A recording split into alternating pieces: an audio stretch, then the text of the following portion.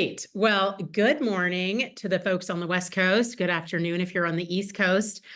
Joining us today, I'm seeing those numbers climb, and I'm always excited when we get a good group out of the gate. So for the sake of using our time wisely, I'm just going to get started. My name is Carrie Scott. I work at Spruce Health. I have Shaelene Kite joining us today, and we have some awesome content we're going to cover. In case you've forgotten why you're here, this is a webinar, and we're going to be talking about why your data should be driving your business and not your gut. I think that maybe you've all heard that before, but we have some solid content here to support that. I'm going to run through our agenda really quickly. On the next slide, perfect. So we're going to do a quick intro on who Shaelene is in case you don't already know her. We'll do just a real fast what is Spruce for those of you joining us who are not aware of Spruce. And then we're going to get into the meat of it, and we're going to talk about the business metrics that matter, growing your practice with an eye on the data, investments that can change the game for you, and change for the sake of progress. With respect to that last bullet, questions, I encourage you all to drop your questions into the Q&A down at the bottom of your screen as you think of them. We've disabled chat. It's just a whole lot easier to manage when it's in the Q&A. And Shaelene is perfectly comfortable taking questions as we go if the question is relevant to the slide at hand. In the event that you miss something or you want to revisit the content later or you've got to drop off early, this is being recorded. And I will send out a link to the recording a little later this afternoon. And for those of you who've joined us before, you know that we also transform this content into a downloadable ebook, which you can have to keep in the coming weeks. So lots of good stuff to look forward to there. On the next slide, just a real quick intro. It kind of reinforces what we just touched on. But again, the reasons why data should be driving your business. This is going to be a conversation planted in metrics-driven decision-making as opposed to what feels right or sounds good. And I got to tell you, as a marketer, I still tend to lean on, well, what that feels right or that sounds good, but that is not the best way to to make the best decisions. Maybe a little bit. We can do better. We can do better. That's where we start, but let's do better. That's right. That's right. I love it. So let me just, on that note, introduce you to Shaelene on the next slide. I love that glamour photo. That is so fun. Thank you. I bought that dress so I could take a photo. Oh my God, I do that too. I was like, I'm going to buy this dress and I'm going to get my pictures taken. So that's what I did. It's fabulous.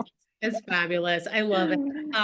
So, for those of you just meeting Shaelene, she is a DBT expert and trainer, yoga for trauma educator, international speaker, host of the Tea Talk podcast, and owner of Rebel Mente. I hope I'm saying that right. Rebel Mente. You are. Perfect.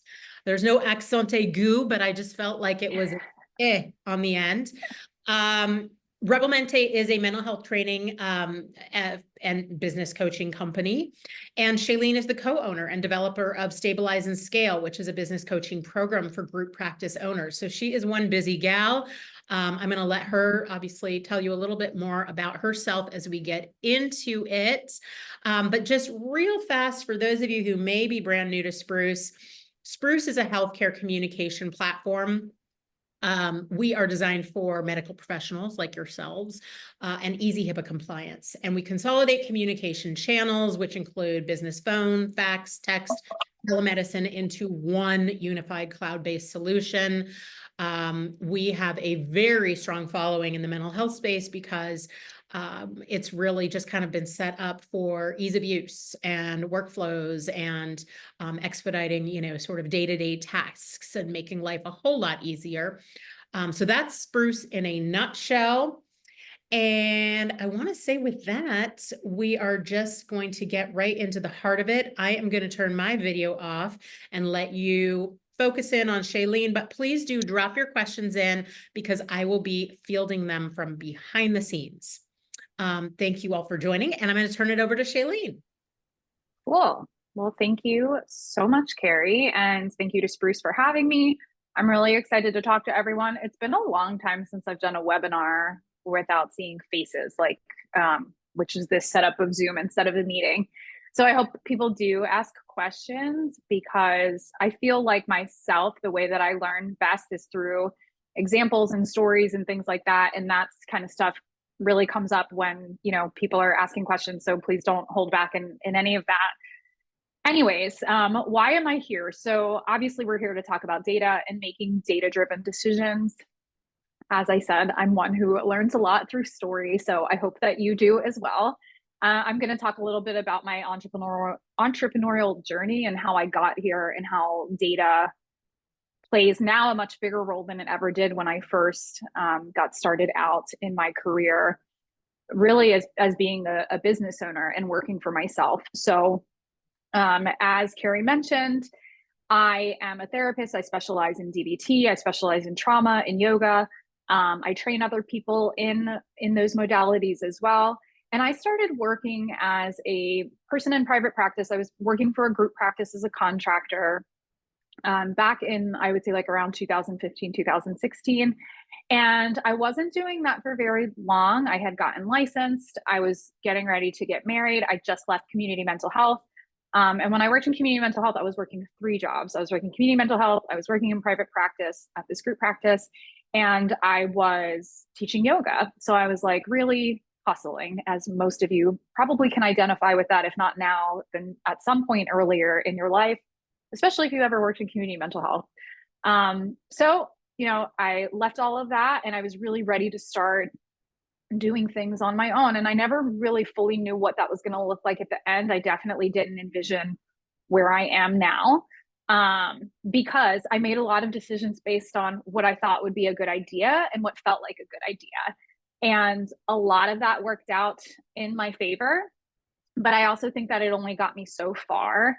And there was definitely a time in which that lack of business knowledge and the just not really knowing the business side of what it meant to be a business owner, it did show up, and it limited my ability to grow in a way that made sense.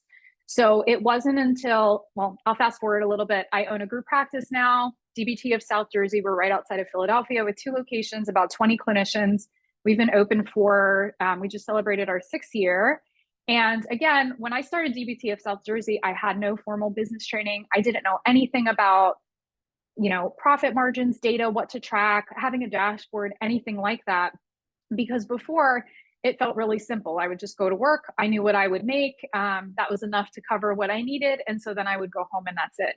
And that worked out for me for a long time. And even in opening DBT of South Jersey, making decisions based on what I thought was a good idea or what I saw other people doing, that did get me really far. But I would say around the year 2021, so somewhat recently, this is right after COVID, and I had made the decision to expand my practice. So some of you might be in this scenario where you're in private practice, or maybe you're in community mental health and you're considering making the jump to private practice, or maybe you are in private practice and you're considering becoming a group practice owner. Maybe you're a group practice owner and you're deciding if you want to scale, if you want to add another location. Do you want to hire more people? Do you want to start another business? Do you want to start another side hustle, consulting project, things like that? The whole point is, in any of those growth points, you really have to be able to answer the question of, why am I doing this and what am I doing it for? And that information can't come without data. The other question that can't be answered without data is, how am I going to do it? And so in 2021, I was preparing to open a second location, because that's what successful practices did. They opened multiple locations. Other people were opening more locations. We were busy, we were filling. It seemed to make sense. But when I did that, there was a time where I distinctly remember we were opening the other office. And in order to fill that other office, I needed 5 more clinicians. I needed 5 more clinicians because the other office had 5 offices. I had no idea, how much revenue does each clinician generate? What are my costs going to be? Does it even make sense to do this? Am I just expanding for the sake of expanding? I didn't really know the answers to those questions. And I think now looking back, it does sound a bit naive, but this is what happens when you stumble into owning a business or running a business for yourself and you don't have that training. Like, why would I have known the answers to those questions? Anyways, I was running payroll. And I'll talk a little bit about Profit First. If people haven't heard of Profit First, it's an accounting system basically that you can apply to any business. And I remember doing the payroll transfers during this expansion time and just kind of saying to myself, oh, the money feels tight. Like, I don't know, there used to be more money. And that was really as factual as it got. Like, oh, there's not as much money as there used to be. It's tighter. I wonder why. It's kind of strange. And so it was my first attempt to really start looking into the numbers and the data that I had, which at the time was my staff's session target count. And we had at the time a full-time expectation of clinicians were to see 25 clinical direct hours per week. I wasn't tracking it because I also thought, okay, clinicians get paid on commission. Of course, they're going to see as many people as they can. Like, I'm not going to have to watch this. That's not the case. Not everybody is motivated by money, and not everybody has those same kind of needs, which makes sense. But when I looked and I tracked for about the last 3 or 6 months to that point, only 30% of my team was meeting their employment agreement of full time. But I was still, as a practice, paying for expenses, overhead, benefits, all of those things, with the assumption that they were seeing a full-time caseload. And so this was really problematic. And I kind of had this like, oh my gosh moment of thinking, I really have to figure this out. Like, I cannot continue to go based on what I think I know or what kind of feels right in a decision. I really have to get stronger in understanding my data so that way I can grow in a way that makes sense. And also so I don't put my team or anybody else at risk when they are counting on another benefit being added, or maybe they're counting on a bonus or a raise or something else that now I can no longer give them because the picture looks different. So that's a little bit about why I'm here and why data became something that I really felt like I needed to pay attention to.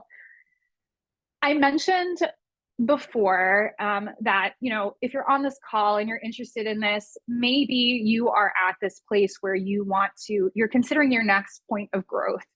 And this is kind of like a running joke in my house with my husband and with some of my support team. I'll say to them, I've got an idea, hear me out. And they're like, oh my God, please don't start another business today. Like, what the hell are you going to do next? And I say that because my brain really does work that way. As Carrie introduced me, she talked about these different businesses that I own. I do technically own 5 businesses. The last one is I recently became a Disney travel planner in all of my free time for running all of these other businesses.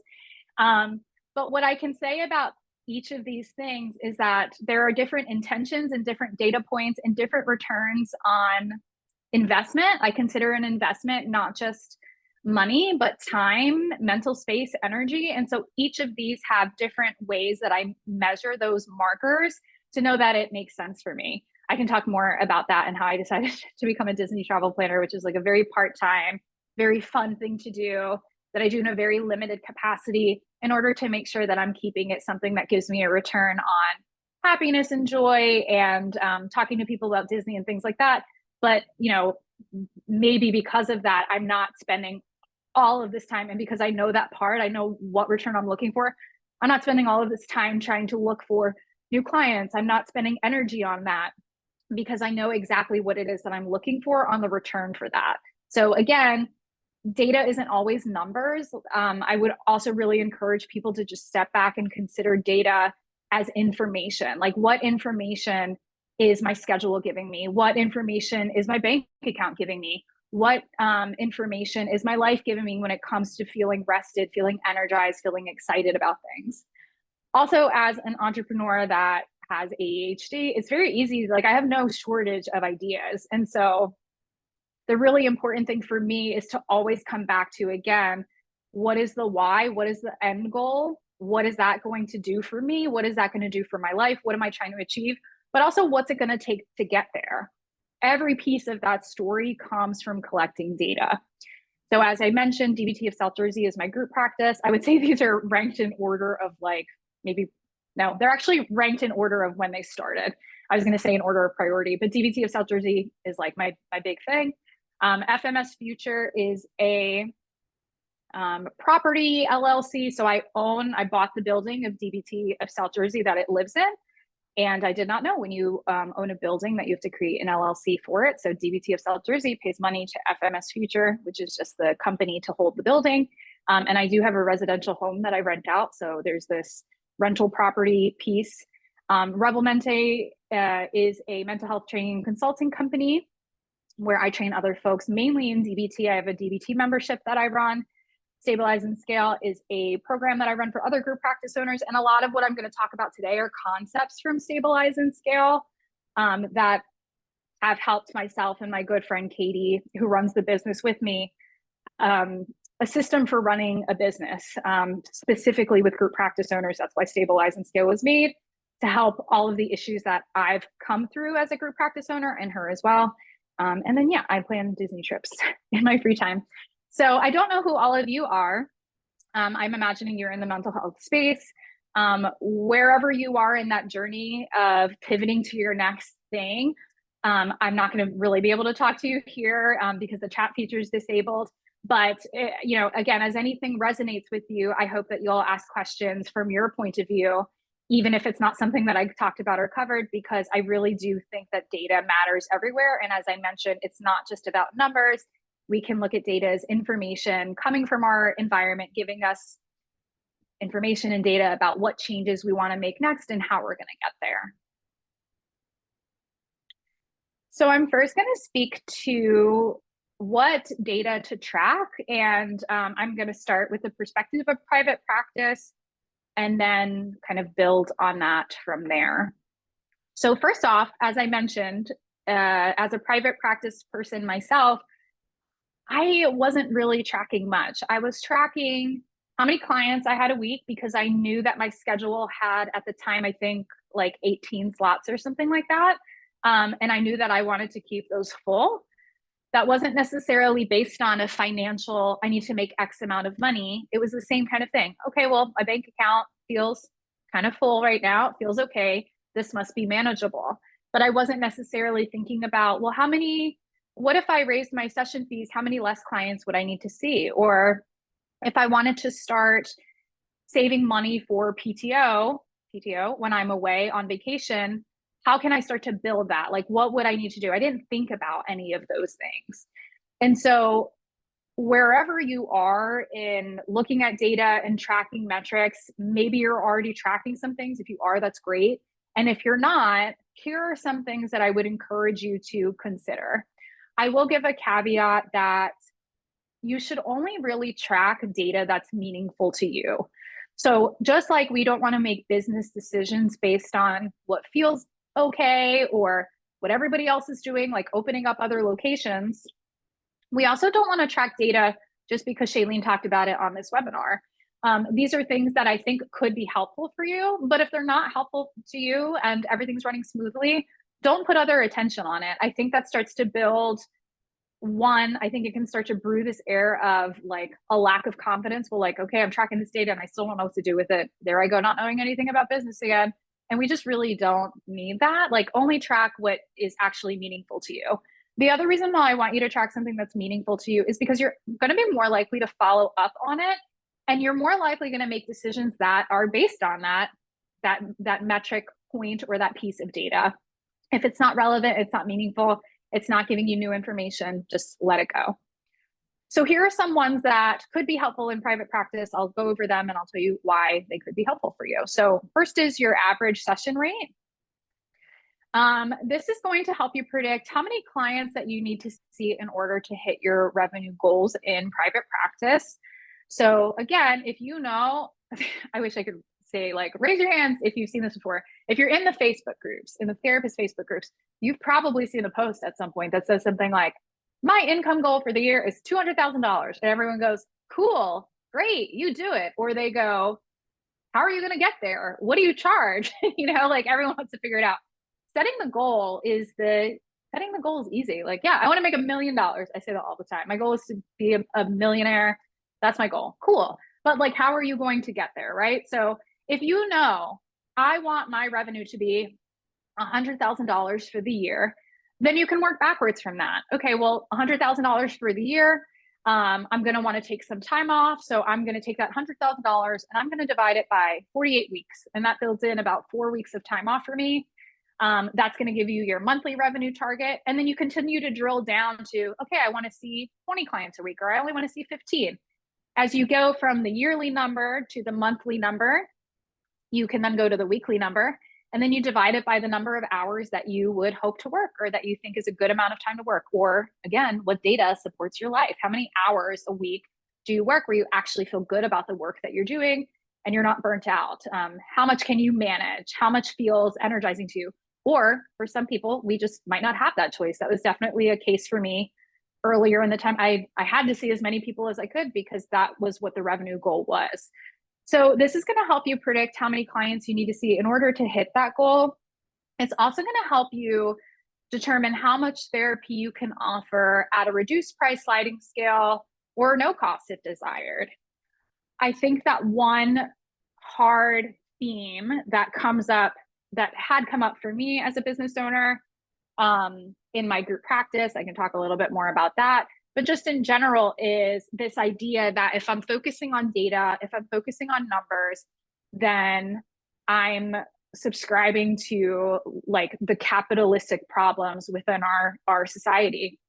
And that's a really hard thing because as therapists, I think a lot of us are aligned with trying to make care more accessible, and we're trying to break down barriers and all of these things, and we're in a helping profession. The issue is we also have to, like, while fighting capitalism, we also have to learn how, we have to survive in a society that's also capitalistic.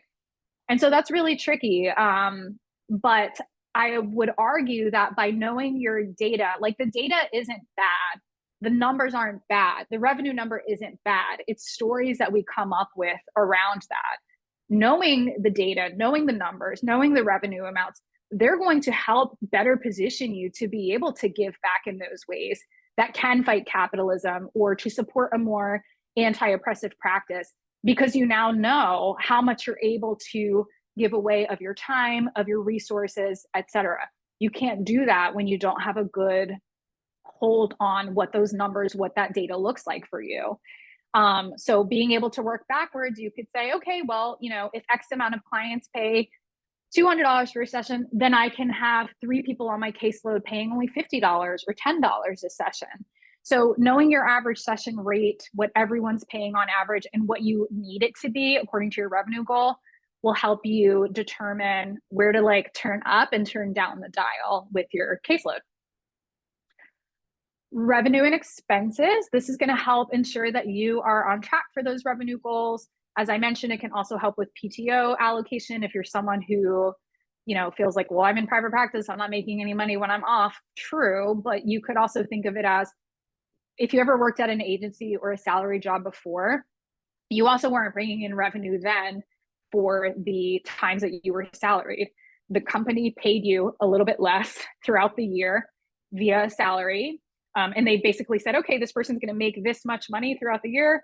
We're going to offer them this salary, and it's going to include 48 weeks of them working and 4 weeks of them off. So you kind of can do the same thing if you take that money and, you know, put it away in savings. You work a couple more sessions one week or in those months, knowing that at the end of the year, you're going to take more time off. Again, data is helping you make all of these decisions.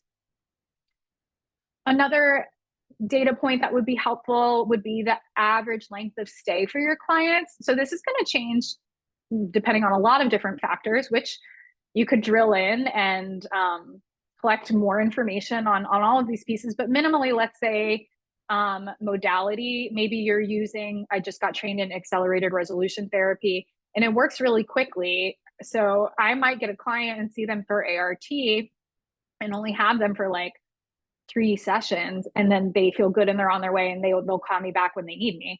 Whereas my clients in DBT, they're staying with me for a long time. They're staying with me at least for a year. So again, where does that data matter? Well, if my goal is seeing 15 clients a week and I've got a couple clients on my caseload doing ART, that's going to help me figure out and better estimate when I'm going to have openings on my calendar that I need to fill. and better predict like at what time I should start marketing myself or opening my calendar or a wait list, or let the intake coordinator know that I'm looking for more people, or sign back up for Psychology Today. Whatever that looks like, you can better predict that when you know what your average length of stay is going to be for your clients and about how long you expect to have them.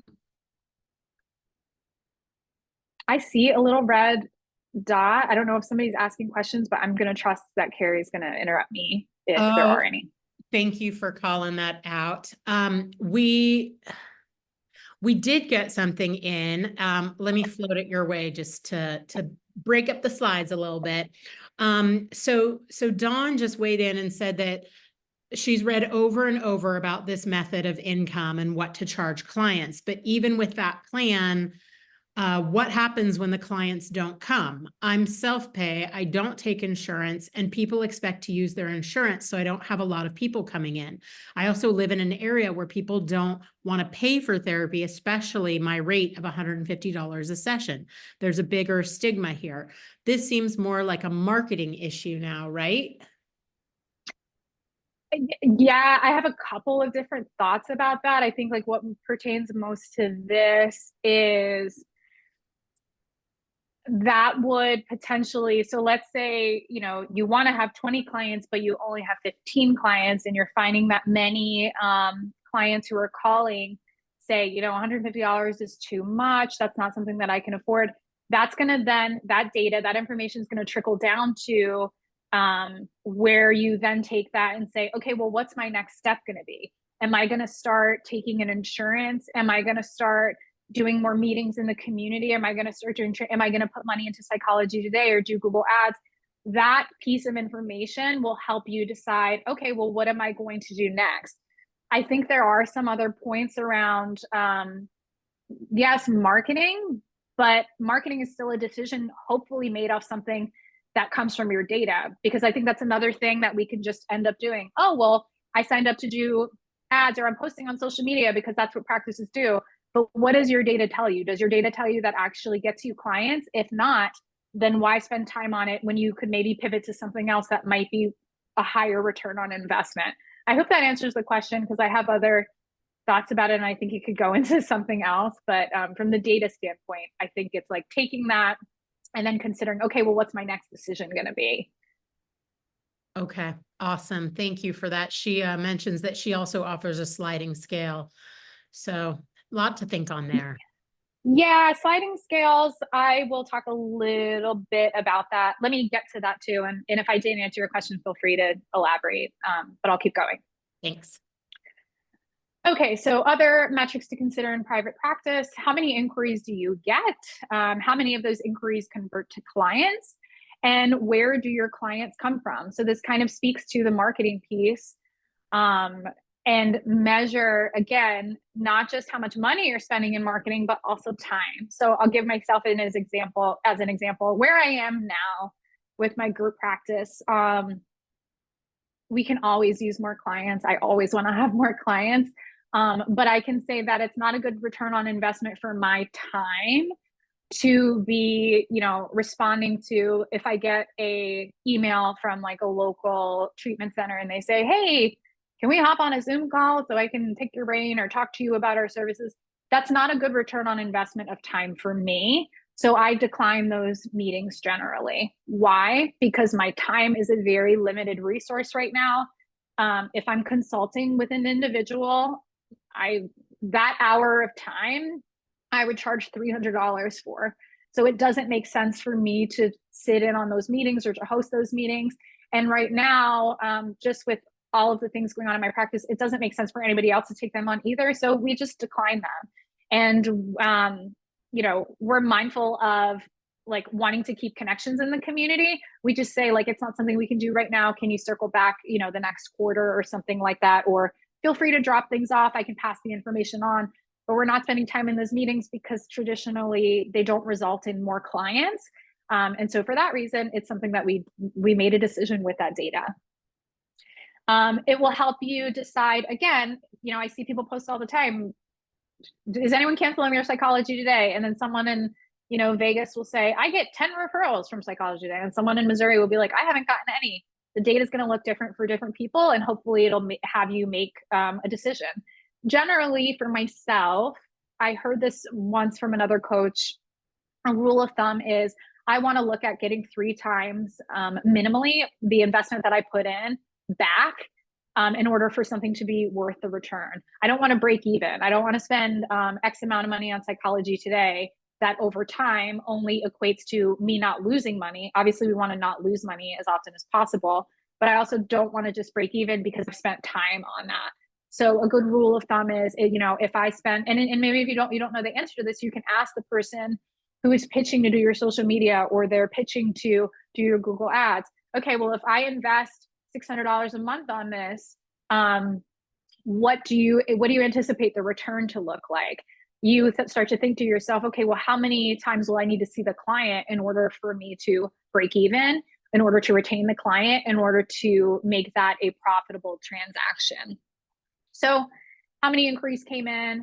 How many of those inquiries did you convert to clients? This will help you predict your overall caseload size. Again, if we're going off that past slide and you're looking at, well, this is what I need to be doing. If I get 5 inquiries a month and generally I convert half of those, then I know that it's going to take about 3 months to get 6 clients, for example. And then, yes, where your client comes from and making decisions based around that. Okay, I think I went backwards. Yeah. One quick question. An anonymous attendee is asking if what you just described is something that they can track through their EHR. They use Simple Practice. You can track, you won't be able to track your inquiries and your conversion rates on there. You can probably get data, and that's a really great place to kind of just look around and see what your EHR has for reports. Most EHR reports are not super fluid, but as a private practice person, you will probably get better data than I would in my EHR, where I'm looking at 20 people and everyone puts sessions in a little bit differently. You could probably get information about like the average length of stay, retention. I don't know that you're going to get a report that will show you the average session fee, but you can just take all the revenue from the past month, divide it by the number of sessions, and then you would have that. Inquiries, you would need to be tracking probably on a spreadsheet if you're not tracking that already, unless you have some sort of CRM system that does it for you. Awesome. Thank you.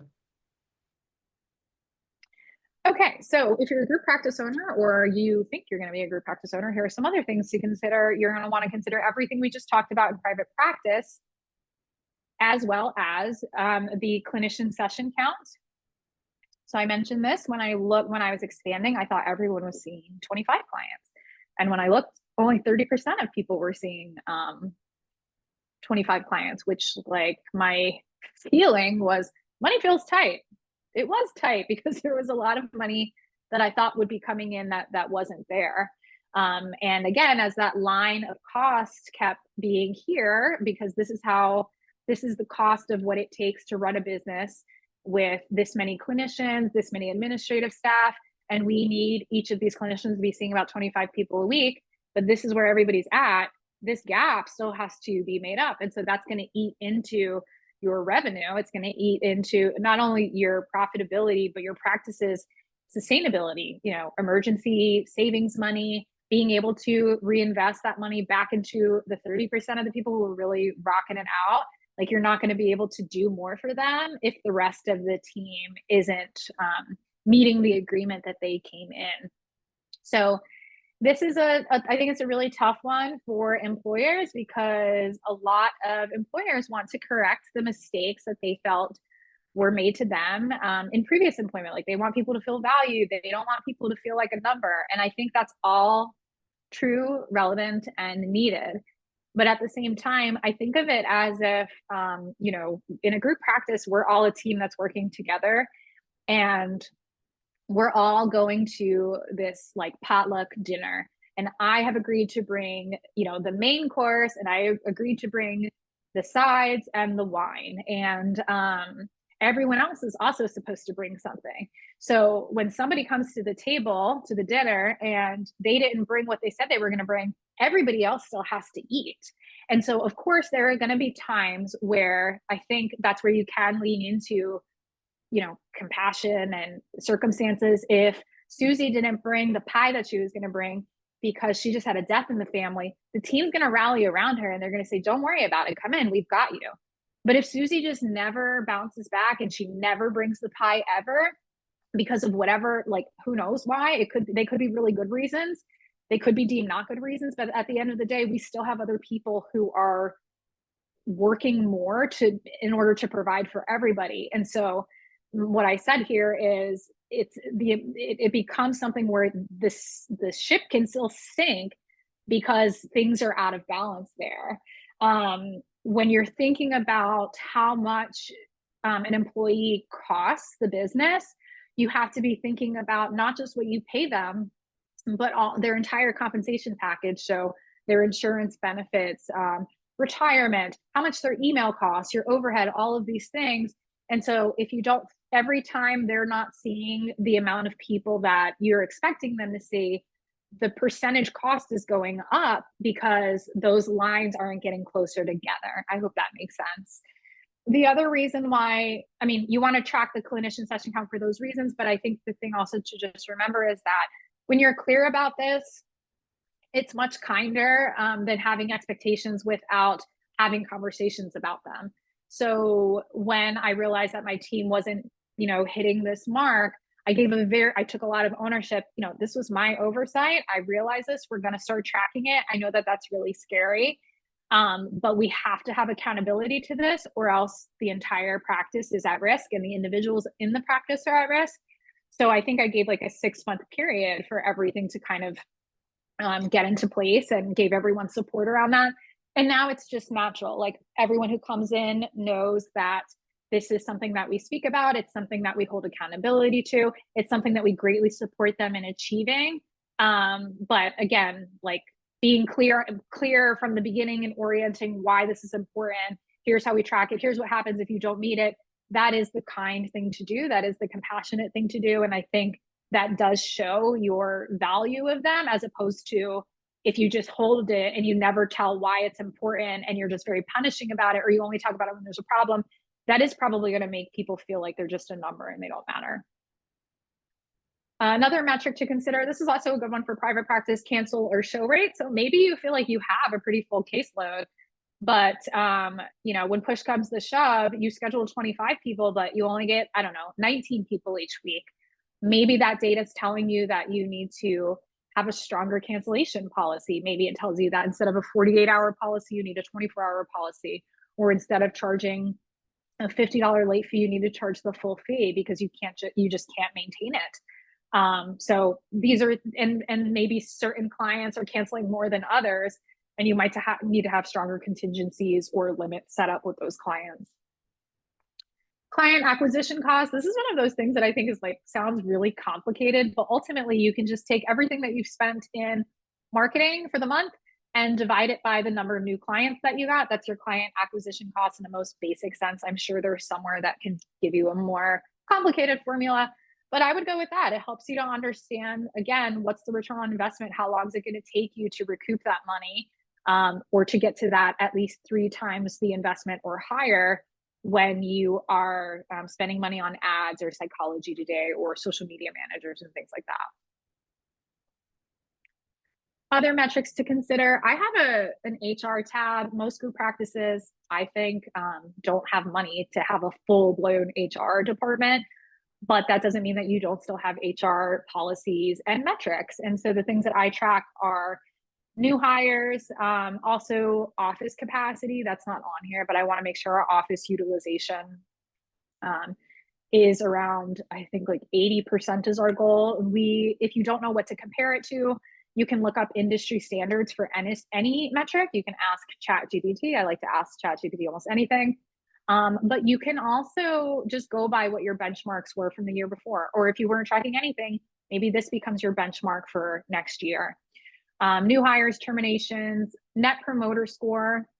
Net promoter score is something that you can Google and read about, but it basically says, on a scale of 1 to 10, how likely are you to refer a friend or a family member to work for DBT of South Jersey? So it measures I would say it measures employee happiness and culture. So our goal for that is an 8 and above. And I track that. I was tracking it quarterly, but honestly, I felt like it was too much. So I'm tracking it, I think every 6 months now. I'd have to look at my tab. Churn ratio is another one that I started tracking churn ratio in my DBT membership. And we also track it at DBT of South Jersey. So this is your intakes divided by total number of appointments. This is going to give you a percentage to show you the like turnover that's happening when clients are coming. It's like a different way to track retention. For whatever reason, retention is incredibly hard to track. I think because a lot of EHRs don't have good reports on it. And so churn ratio is a little bit easier. When somebody is new and building a caseload, your churn ratio is going to be higher because they're having a lot of intakes. But if I have somebody who's really solid, like who's been with me for the entire time, their churn ratio is almost non-existent. It's like 0 because there's not turnover. They're keeping their clients longer. And so again, none of these data pieces should live in isolation. It's not as if I'm going to look at, oh, this person's not meeting their session target week 1 and now they're going to get fired. No, I'm going to look at the history. I'm going to look at the pattern. I'm going to look at their churn ratio. I'm going to look at the number of intake slots that they have open and what percentage is in-person availability and nighttime availability. Because when I look at my intake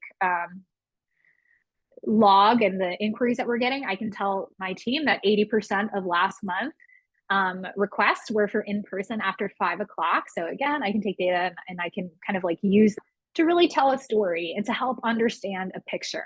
If I take just one of these data points and run with it, I might be missing a lot of other things. And so I think the other thing to consider is all of these pieces of data come together to create a web of information that you can then take and say, hey, I noticed that your churn ratio has been really high. Tell me a little bit about what's been going on with your caseload, over the last month or two.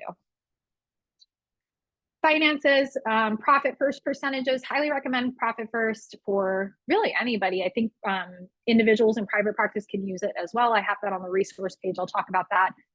But basically, it's ensuring that like you aren't paying yourself or profiting in a way that is whatever's left over is what I get.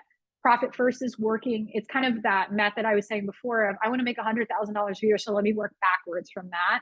It's saying, okay, what do I want to make and how do I ensure that I make that first and then have everything else, my operating expenses, my payroll costs, if you're running a group practice, my tax savings, things like that. It's all allocated in a way that ensures that I am taking that profit percentage.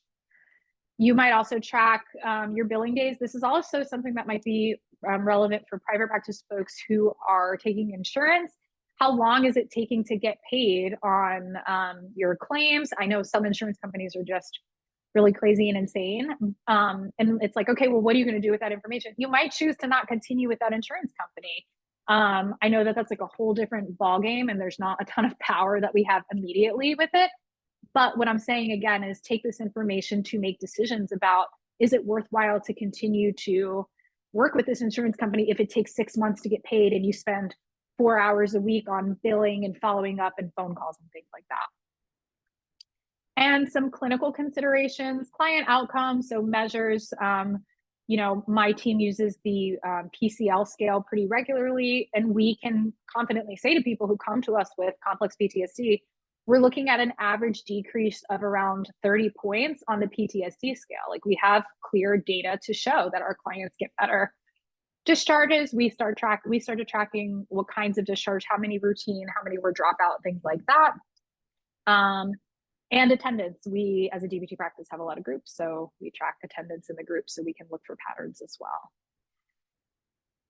Okay, I'm gonna like move through some of these because I realize the time is almost up. So what can I do? How can I use this to grow? How can I use these different data points to help me make decisions? You want to be looking out for different patterns to help you understand the story. So for example, if I'm going to, sign up for an IFS training and the IFS training is like, I don't know, $4,000, because I think it is. Do I have a lot of trauma clients on my caseload that I'm going to use this with? That's data, that's information that I need. If I'm going to expand to another location, is there a need in that area? If I'm going to hire somebody, do I have clients to fill them? Again, what is the why for these things, and how can I use data to help be the answer to the story of why am I going there and how am I going to get there? Also, growth point is just start with something. So like if you're not tracking anything, number one, that's totally fine. I didn't track things for a very long time. And unless you had some other business training, you're a therapist and we didn't talk about any of these things. So of course you didn't. Don't let that overwhelm you. Don't think that it needs to be fancy. Don't get lost in the reports of your EHR that aren't great. Just start with a Google Sheet and just start tracking one thing. There is great software out there that can help automate all of this. I personally don't know if I would recommend this for a private practice, but again, if knowing the data is really important to you and there's like a feeling of safety that you get from seeing those numbers clearly each month in an automated way, then that might be the return on investment that you're looking for. Mental space, safety, right? You can see all of the data. Practice Vital is a software that I just started using that takes all of the information from my EHR and puts it in really pretty reports, and I can click into things and dig into things and show these reports to my team. So it's not on a Google Sheet, but the Google Sheet is working just fine. It just involves more manual labor on my part. And then also consider, this is something we talk about in Stabilize and Scale to the group practice owners, the rule of twice. Again, data is always telling you a story, and it doesn't always have to be a number story. Even just looking at like problems in my business, if an issue happens twice, or if somebody asks me the same question twice, then to me, that indicates that there's some sort of a systems issue. And so if somebody, like recently, there was we do phone coaching as a DBT practice, and I heard more than one time that somebody couldn't figure out where the form was. Okay, well, that's a systems issue. Like, how are we going to make that easier? This is still data, because if the systems are easier to find, if the systems are streamlined, then they're easier to enforce. If the systems are easier to enforce, they're easier to follow. And then for this, in this particular scenario, that leads to better outcomes for our clients. This is still information, it's still data. And my whole point in saying this is to not just get stuck on data is numbers, data is information. Take the data in and do something with it. Remember that as business owners, with that same point, your time is valuable, and you're often either spending time or spending money. This is actually an edge for when I do talk about being a Disney travel planner. It's like, listen, what's your budget? We can get you to Disney at your budget, but know that you're going to pay in time, because the more money that you spend at Disney, the more convenience you can buy. You're going to stay closer to the park, which means that you're going to have to take less transportation, which means that you're not going to have to wait in line as much. Because if you stay at the beach club, you're able to walk right into Epcot, as opposed to staying at Pop Century. You have to wait for a bus that then's going to go to all the other resorts, and then it's going to take you to Epcot. Like, it's more time. And so a really helpful thing for me was to think, like, anybody can do this on the call. How much do you charge for an individual session? Can you take that money and pay someone else to do it for less money? Like, yeah, I could fix some things on my website, but I could pay someone less who's going to do it a lot faster than I am. That's a much better return on my investment of time. So if you're unsure how to measure that, just start with, how much do you charge someone for a session? Like, what's your session fee? And are you doing something that's like a $10 task when really you're a therapist who could be charging like $200 for that? Find somebody else who can do it, or find a way to make it so that, like, maybe you're investing in software that'll automate it so it's easier for you. Again, my whole point here is energy and like mental space is still a cost. Consider which investments are going to give you the best return on either mental cost or dollars. What tasks can you delegate to make your life easier? And again, just remember that the mental energy, that's still a return. Change for the sake of progress. For me, this was a lot of like questions and beliefs that would come up about data that I do see as problematic in being able to move forward. So there are things that I want you all to look out for. Does this really matter? I think that's like the first one. Is like, do we really have to pay attention to this? I've been on the other side of not paying attention to it. So my quick answer is yes. I think everyone's story is going to look a little bit different as to why it matters. But again, this kind of goes back to, why does it matter to you, and why should it matter to the person that you're talking to about this? Because if they don't understand it, if you don't understand it, then yeah, I mean, it's going to feel like something that is just another chore without really having a strong point. I don't want others, I think this is especially for group practice owners, I don't want others not to like me. I don't want to be viewed as harsh or too corporate or too capitalistic. I don't want people to feel like they're just a number. And I recently remember having a conversation where I gave that same metaphor of like everyone sitting at the table.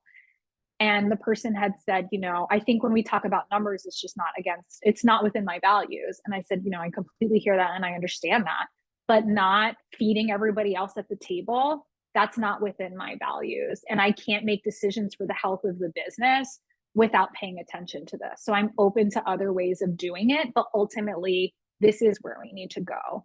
So again, for every one side, there's the other. And I just think it's important to pay attention to that.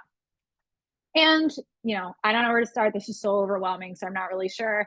I hope that, everyone can just even right now, maybe take a Post-it out or write a note in your phone. Like, what's one thing that you can start tracking today? It doesn't have to be fancy. It doesn't have to be complex. Start tracking today, either in a Google spreadsheet. It might just be written in a notebook, and that's completely fine as long as it makes sense to you. But pick something that you can start or that you can add to what you're tracking to help move you and your business forward. Some resources that I would recommend, the Profit First for Therapists book, that's by Julie Harris. It's based on the concept of Profit First, which was a book originally written by Mike Michalowicz. That's a great book to read, but Profit First is going to speak to you directly as a therapist. So if you're feeling really overwhelmed with the financial piece and how much money do I pay myself? What do I pay for taxes? That book is for you. I think that it does speak to group practice owners a little bit more, but it definitely would be helpful. There's also a Facebook group for that. Traction for Gino Wickman. This is like the early ideas of Stabilize and Scale kind of started with the Traction book. So if you're a group practice owner, Traction is a system, EOS, entrepreneurial operating systems, that does have an entire section on data. Stabilize and Scale, we took some concepts from it and we applied EOS concepts to group practices. And we spent an entire day on data, dashboards, metrics to track, KPIs, and giving everyone in your company a number that they're accountable for. So Traction's a really good place to start. The Group Practice Exchange podcast, Maureen, has really great episodes that are dedicated to some of these things. And then, as I mentioned, if you're a group practice owner, Stabilize and Scale, myself and Katie is a program that you might be interested in. Okay, and we are here at the questions. So yeah, let me just talk about how you can keep in touch with me, and I'll go to questions. Rebel Mente is the pink and purple QR code that will tell you everything that I'm doing pretty much all of the time. You can find me on Rebel Mente on Instagram. DBT of Selters use my group practice. And if you have any interest in getting trained in DBT, I am definitely your person. You'll get a ton of training for like a fraction of the cost through Rebel Mente. And if you're a group practice owner and anything that I said today resonated with you, we have one spot open for Stabilize and Scale for 2025. And all of the information is on Group Practice Scale, or you can scan the green QR code at the bottom. And I'm happy to talk to anybody like off of this about that as well. Okay. Whew, I feel like I ran a marathon. I know, that was amazing. Actually, Shaelene, if you want to leave it on your contact slide, Sure. people will be able to, if you haven't taken a screenshot, guys, you may want to, but I will also include this information in the follow-up email that I will be sending out this afternoon. One thing that came in was from Barbara, and this was around the 11:40 mark. So about 15 minutes ago, she was wondering if you could repeat how to calculate the cost of each session. The average session cost would be the total revenue that you had divided by the number of sessions that you had throughout the month. The client acquisition cost would be how much you've spent on any marketing effort. So again, Psychology Today, if you're paying anyone to do social media, any kind of ad spend, you would take that and you would divide the number of any new clients you had in a month by that ad number. So if you got 10 clients in September and you spent $3,000, you would divide 10 by 3,000, and that gives you your client acquisition cost, what you're spending. I think there was one other metric, average session rate. I think that might be it. That's excellent. And again, guys, if that still felt like confusing or you can't remember, all of this is going to be documented in a downloadable ebook that you will have access to in just a couple of weeks. So don't worry, if you're more comfortable reading than you are listening, you'll have access to this content in that way as well. And it looks like we got through the bulk of the questions, and that is likely due to the fact that everything you shared today was so clear and so helpful with your storytelling approach. Good. I know I learned a lot, and it was a good reminder for why it's important to dig into the data. So unless anyone has any final questions for Shaelene, because we're very lucky to have her live right now, then just know that you can reach out to her and learn more about her through the information on this slide. And with that, I just want to give a big thanks to Shaelene for such a terrific session today. I do hope you can join us again in the future. This was terrific. Thank you to everyone who joined us and stuck with us for the duration. And keep your eyes peeled for our November events, because we always have something exciting happening. Thank you, Shaelene. I really appreciate your time Awesome. today. Thank you. Okay. Oh, let's see. Oh, we got a thank you. That was a thank you that came in. Okay. Not a new Yeah. question. Okay. Perfect. Thanks, everybody. Have a great rest of your day.